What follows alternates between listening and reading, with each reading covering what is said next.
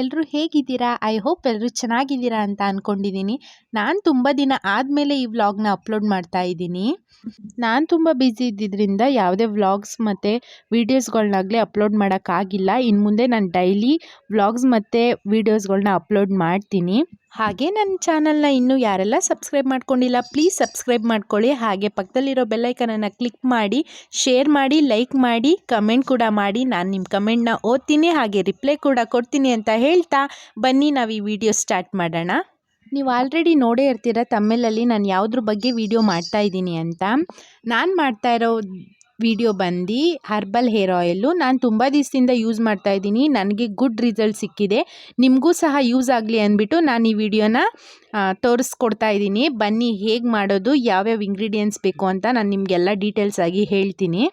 ಮನೆಯಲ್ಲೇ ಮಾಡಿದಂಥ herbal hair oil ಬಳಸೋದ್ರಿಂದ ಯಾವುದೇ ರೀತಿ ಸೈಡ್ ಎಫೆಕ್ಟ್ಸ್ ಕೂಡ ಇರೋದಿಲ್ಲ, ಹಾಗೆ ಹೆಲ್ದಿಯಾಗಿ ಕೂಡ ಇರುತ್ತೆ, ಮತ್ತು ಹಗರು ಕೂಡ ಬರೋದಿಲ್ಲ. 100% ಗುಡ್ ರಿಸಲ್ಟ್ ಕೊಡುತ್ತೆ. ನೀವು ಸಹ ಮನೇಲಿ ಟ್ರೈ ಮಾಡಿ. ನಾನು ಟ್ರೈ ಮಾಡಿ ಗುಡ್ ರಿಸಲ್ಟ್ ಸಿಕ್ಕಾದ್ಮೇಲೆ ನಾನು ನಿಮಗೆ ಈ ವಿಡಿಯೋನ ಶೇರ್ ಮಾಡ್ತಾ ಇರೋದು. ನಾನು ಈ ಹರ್ಬಲ್ ಹೇರ್ ಆಯಿಲ್ನ ಮಾಡಲಿಕ್ಕೆ ಫಸ್ಟ್ ನಾನು ಮೆಂತ್ಯನ ಸ್ವಲ್ಪ ಡ್ರೈ ರೋಸ್ಟ್ ಮಾಡಿಕೊಂಡು ಅದನ್ನು ಸಣ್ಣದಾಗಿ ಕುಟ್ಟಿ ಪುಡಿ ಮಾಡಿಕೊಂಡೆ. ನೀವು ಬೇಕಾದರೆ ಮಿಕ್ಸಿಲಿ ಹಾಕ್ಕೊಂಡು ಗ್ರೈಂಡ್ ಮಾಡ್ಕೊಬೋದು. ಹಾಗೆ ಕಪ್ಪು ಜೀರಿಗೆ ಅಂತ ಬರುತ್ತೆ, ಅದು ಎಲ್ಲ ಪ್ರಾವಿಷನ್ ಸ್ಟೋರ್ ಆಗಲಿ, ಗದ್ಗೆ ಅಂಗಡಿಗಾಗಲಿ ಮತ್ತು ಮಾಲ್ಗಳಲ್ಲಿ ಎಲ್ಲ ಸಿಗುತ್ತೆ. ಅದನ್ನು ತೊಗೊಬಂದು ಅದನ್ನು ಸ್ವಲ್ಪ ಕುಟ್ಕೊಂಡು ಪುಡಿ ಮಾಡ್ಕೊತಾ ಇದ್ದೀನಿ.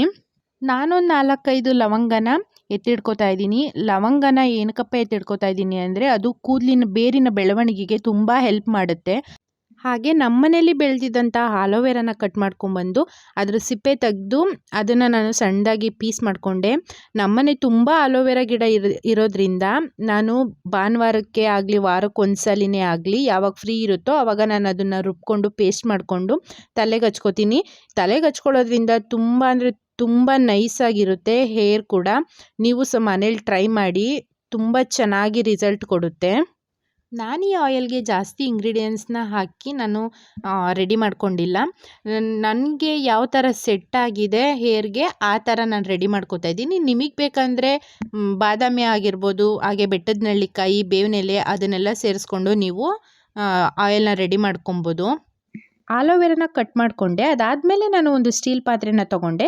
ನೀವು ಈ ಆಯಿಲ್ನ ಮನೇಲಿ ಮಾಡ್ಕೋಬೇಕಂದ್ರೆ ಸ್ವಲ್ಪ ಅಗಲವಾಗಿರೋ ಪಾತ್ರೆನ ತೊಗೊಳ್ಳಿ, ಚಿಕ್ಕ ಪಾತ್ರೆ ತೊಗೋಬೇಡಿ. ಯಾಕಂದರೆ ಎಲ್ಲ ಇಂಗ್ರೀಡಿಯೆಂಟ್ಸು ಚೆನ್ನಾಗಿ ಕುದ್ದು ಬೇಯಿಸ್ಬೇಕಲ್ವ, ಅದಕ್ಕೋಸ್ಕರ. ಇದನ್ನು ಚೆನ್ನಾಗಿ ಕುದಿಸಿ ಬೇಯಿಸಲಿಲ್ಲ ಅಂದರೆ ಬೇಗ ಹಾಳಾಗೋ ಚಾನ್ಸಸ್ಸು ಕೂಡ ಇರುತ್ತೆ. ನಾನು 1 ಲೀಟ್ರು ಅಥವಾ 2 ಲೀಟ್ರನ್ನ ಒಂದೇ ಸಲ ಮನೇಲಿ ಮಾಡಿ ಇಟ್ಕೊಬಿಡ್ತೀನಿ. ಪದೇ ಪದೇ ಮಾಡ್ಕೊಳ್ಳೋಕೆ ಹೋಗಲ್ಲ. ಅದು ನಮಗೆ 4-5 ತಿಂಗಳು ಬರುತ್ತೆ, ಯಾಕಂದರೆ ನಾವಿಬ್ಬರು ಯೂಸ್ ಮಾಡ್ತೀವಿ, ಅದಕ್ಕೋಸ್ಕರ ಅಷ್ಟೇ. ನಾನೀ ಹರ್ಬಲ್ ಹೇರ್ ಆಯಿಲ್ನ ಮಾಡಲಿಕ್ಕೆ ಕೇರಳದಲ್ಲಿ ಸಿಗುವಂತಹ KPL ಕೊಬ್ಬರಿ ಎಣ್ಣೆನ ತಗೋತಾ ಇದ್ದೀನಿ. ಇದು ಕೇರಳದಲ್ಲಿ ಮಾತ್ರ ಅಲ್ಲ, ಬೆಂಗಳೂರಲ್ಲಿ ಕೂಡ ಸಿಗುತ್ತೆ. ನೀವು ಪ್ರಾವಿಷನ್ ಸ್ಟೋರ್ ಅಥವಾ ಮಾರ್ಟ್ ಮತ್ತು ರಿಲಯನ್ಸ್ ಮಾರ್ಟ್ಗಳಲ್ಲೆಲ್ಲ ನೀವು ಸಹ ಹೋಗಿ ಬೈ ಮಾಡ್ಬೋದು. ಇದನ್ನು ಅಡುಗೆಗೂ ಸಹ ಬಳಸ್ತಾರೆ. ನಾನಿವಾಗ 1ರಿಂದ 1.5 ಲೀಟ್ರ್ ಮಾತ್ರ ನಾನು ಈ ಆಯಿಲ್ನ ಬಳಸ್ಕೊಂಡು ನಾನು ಹರ್ಬಲ್ ಹೇರ್ ಆಯಿಲ್ನ ಮಾಡ್ಕೋತಾ ಇದ್ದೀನಿ. ನಿಮ್ಗೆ ಯಾವ ಕೊಬ್ಬರಿ ಎಣ್ಣೆ ಸಿಗುತ್ತೋ ಆ ಕೊಬ್ಬರಿ ಎಣ್ಣೆಲಿ ನೀವು ಈ ಹರ್ಬಲ್ ಹೇರ್ ಆಯಿಲ್ನ ಮಾಡ್ಕೊಬೋದು. ನಾನು ನಮ್ಮನೇಲಿ ಇದ್ದಂತಹ ಬರೀ 2 ಎಣ್ಣೆನ ಬಳಸ್ಕೊಂಡು ಈ ಎಣ್ಣೆನ ತಯಾರಿಸ್ಕೊತಾ ಇದ್ದೀನಿ. ನಿಮಗೆ ಬೇಕಂದರೆ ಸಾಸಿವೆ ಎಣ್ಣೆ ಮತ್ತು ನೆಲ್ಲಿಕಾಯಿ ಎಣ್ಣೆ ಅದು ಕೂಡ ಬರುತ್ತೆ, ಅದನ್ನು ಹಾಕ್ಬೋದು. ಹಾಗೆ ನಾನಿಲ್ಲಿ ಇವಾಗ ಹರಳೆಣ್ಣೆ ಕೂಡ ಹಾಕ್ಕೊಂಡೆ. ಇದಾದಮೇಲೆ ನಾನು ಸ್ವಲ್ಪ ದಾಸವಾಳದ ಎಲೆ, ನೀವು ಒಣಗಿಸಾದ್ರೂ ಹಾಕ್ಕೊಬೋದು, ಹಾಗೇನು ಕೂಡ ಹಾಕ್ಕೊಬೋದು. ದಾಸವಾಳದ ಹೂವು ಕೂಡ ಹಾಕ್ಕೊಳ್ಳಿ, ಅದನ್ನು ಸಹ ಒಣಗಿಸ್ಬಿಟ್ಟು ಹಾಕ್ಕೊಳ್ಳಿ, ಇಲ್ಲ ಒಣಗಿಸ್ದಿರಾ ಹಸಿದೆ ಹಾಕ್ಕೊಳ್ಳಿ. ಹಾಗೆ ಕರಿಬೇವು ಕೂಡ ಹಾಕೋತಾ ಇದ್ದೀನಿ. ಅದ್ರ ಜೊತೆ ಈರುಳ್ಳಿ, ಒಣಗಿದಂತಹ ಗುಲಾಬಿ ಹೂವು, ಮತ್ತು ಈ ಹೂನ ನೀವು ನೋಡೇ ಇರ್ತೀರಾ ಊರ ಕಡೆ ಎಲ್ಲ. ಈ ಹೂ ಹೆಸರು ಬಂದು ಆವಾರ ಹೂ ಅಂತ ಹೇಳಿ. ಈ ಹೂವು ಯಶವಂತಪುರ ಮಾರ್ಕೆಟ್ಲಲ್ಲೆಲ್ಲ ಸಿಗುತ್ತೆ. ನಾನು ಇದನ್ನು ಊರಿಂದ ತಗೊಬಂದೆ. ಈ ಹೂವು ತುಂಬ ಅಂದರೆ ತುಂಬ ಬೆನಿಫಿಟ್ಸ್ ಇದೆ. ಇದೇನಾದರೂ ಸಿಕ್ಕಿದ್ರೆ ನಿಮಗೆ ಇದನ್ನು ತಗೊಬಂದು ಬಿಸಿಲಲ್ಲಿ ಸ್ವಲ್ಪ ಹೊತ್ತು ಒಣಗಿಸಿ ಪುಡಿ ಮಾಡಿಕೊಂಡು ಹಾಲಿನೊಂದಿಗೆ ಬೆರೆಸ್ಕೊಂಡು ಮುಖಕ್ಕೆ ಹಚ್ಕೊಂಡ್ರೆ ಮುಖ ಕಾಂತಿಯುತವಾಗಿ ಕೂಡ ಕಾಣುತ್ತೆ. ನಿಮಗೆ ಈ ಹೂ ಸಿಕ್ಕಿದ್ರೆ ಒಂದ್ಸಲಿ ಟ್ರೈ ಮಾಡಿ. ಇದಾದಮೇಲೆ ನಾನು ಆಲೋವೆರಾ ಕೂಡ ಸೇರಿಸ್ಕೊಂಡೆ. ಇದು ಸ್ವಲ್ಪ ಬಿಸಿ ಆದಮೇಲೆ ಇದ್ರ ಜೊತೆಗೆ ಲವಂಗ ಹಾಗೆ ಮೆಂತ್ಯ, ಕಪ್ಪು ಜೀರಿಗೆನ ಪುಡಿ ಮಾಡ್ಕೊಂಡಿದ್ನಲ್ಲ ಅದನ್ನು ಕೂಡ ಸೇರಿಸ್ಕೊಂಡು ಲೋ ಫ್ಲೇಮಲ್ಲೇ ಅದನ್ನು ಕುದಿಸ್ಕೊತಾ ಇರಬೇಕು. ಒಂದು ಅರ್ಧ ಗಂಟೆನಾದರೂ ನೀವು ಕುದಿಸ್ಬೇಕು, ಯಾಕಂದರೆ ಅದು ಹಸಿಯಾಗಿರೋದ್ರಿಂದ ಸ್ವಲ್ಪ ಜಾಸ್ತಿ ಹೊತ್ತು ಬೇಯಿಸ್ಕೊಬೇಕು. ಬೇಯಿಸ್ಕೊಳ್ಳಿಲ್ಲ ಅಂದರೆ ನಾನು ಆಗಲೇ ಹೇಳಿದ್ನಲ್ಲ ಕೆಟ್ಟೋಗೋ ಚಾನ್ಸಸ್ ಕೂಡ ಇರುತ್ತೆ ಅಂತ, ಹಾಗಾಗಿ ಅಷ್ಟೇ. ಲೋ ಫ್ಲೇಮಲ್ಲಿ ಇಟ್ಕೊಂಡು ಕುದಿಸ್ಕೊಂಡೆ. ಇದು ಕುದೀತಾ ಕುದೀತಾ ನೊರೆ ಬರೋಕ್ಕೆ ಸ್ಟಾರ್ಟ್ ಆಗುತ್ತೆ. ಆ ಟೈಮಲ್ಲಿ ನಾವು ಚೆನ್ನಾಗಿ ತಿರುಗಿಸ್ಕೊಬೇಕು, ಹಾಗೆ ಬಿಡಬಾರ್ದು. ಹಾಗೆ ಬಿಟ್ಟರೆ ತಳ ಹಿಡಿಯುತ್ತೆ ಮತ್ತು ಎಣ್ಣೆ ಕೂಡ ಹಾಳಾಗುತ್ತೆ. ನಾವು ಕೂದಲಿಗೆ ಹಚ್ಚೋಕ್ಕೆ ಕೂಡ ಆಗಲ್ಲ, ಎಲ್ಲ ಒಂಥರ ಬ್ಲ್ಯಾಕ್ ಥರ ಸೀದೋದಂಗೆ ಆಗಿಬಿಡುತ್ತೆ.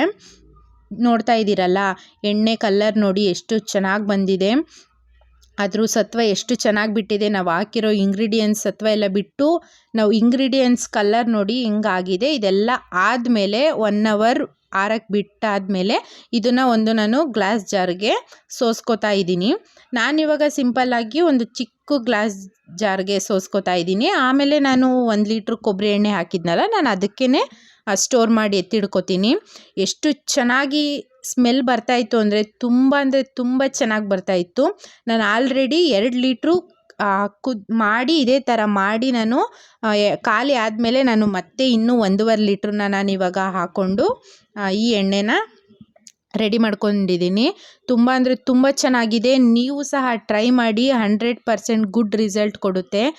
ಹಾಗೆ ನಮ್ಮ ವಿಡಿಯೋನ ಯಾರೆಲ್ಲ ಸಬ್ಸ್ಕ್ರೈಬ್ ಮಾಡ್ಕೊಳ್ದಿರ ನೋಡ್ತಾ ಇದ್ದೀರೋ ಪ್ಲೀಸ್ ಹೋಗಿ ಸಬ್ಸ್ಕ್ರೈಬ್ ಮಾಡ್ಕೊಂಡು ನೋಡಿ. ಹಾಗೆ ಫ್ರೆಂಡ್ಸ್ ಮತ್ತು ಫ್ಯಾಮಿಲಿ ಮೆಂಬರ್ಸ್ ಕೂಡ ಶೇರ್ ಮಾಡಿ ಅಂತ ಹೇಳ್ತಾ ನೆಕ್ಸ್ಟ್ ವಿಡಿಯೋದಲ್ಲಿ ಸಿಗ್ತೀನಿ.